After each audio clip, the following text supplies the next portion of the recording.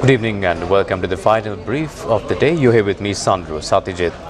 In your local news, the Telecom Trade Union Collective organized a protest opposite the Sri Lanka Telecom head office this afternoon against the unjust tax policies and the high cost of living in the country.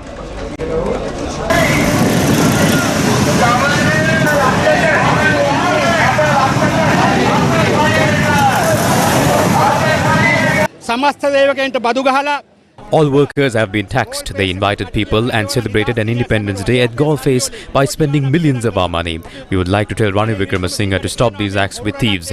This is only the beginning. By next week, all trade unions would be prepared for a major trade union action.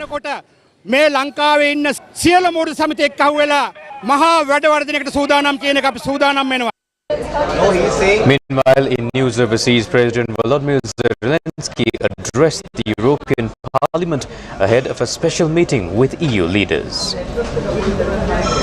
Ukraine's leader is visiting Brussels, having urged the leaders of France, Germany and the UK to provide fighter jets for the war against Russia. Addressing the European Parliament on his second trip abroad since the war began, Zelensky urges the EU to stay the course and its support for Ukraine. The president will meet EU leaders later on Thursday morning. But the BBC reports the UK's Defence Secretary saying there will be no immediate transfer of fighter jets to Ukraine. In Paris, France's Emmanuel Macron and Germany's Olaf Scholz reiterated that Russia must not win the war. Zelensky said France and Germany had the potential to be, quote, game changers. Although President Macron had previously signalled some openness to providing fighter jets, German Chancellor Scholz has not. And moving on to sports news, the organisers of the revamped European Super League says that it would be a competition with no permanent members and based on sporting performance. A22 Sports Management is a company promoting a revamped European League.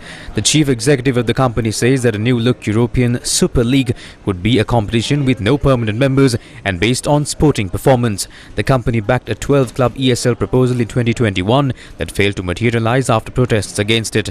The original plans for the ESL in 2021 contained 20 teams, 12 founding members and 3 unnamed clubs. They expected to join later, plus 5 clubs who would have qualified annually based on their domestic achievements.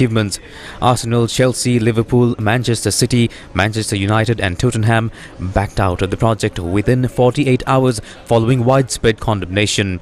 Real Madrid, Barcelona and Juventus, however, are still pushing for an ESL. That's all the news today from me, bringing you the news from the news desk. This is Sandro Satyajit. Await primetime news on TV1 at 9 p.m. for more news in detail.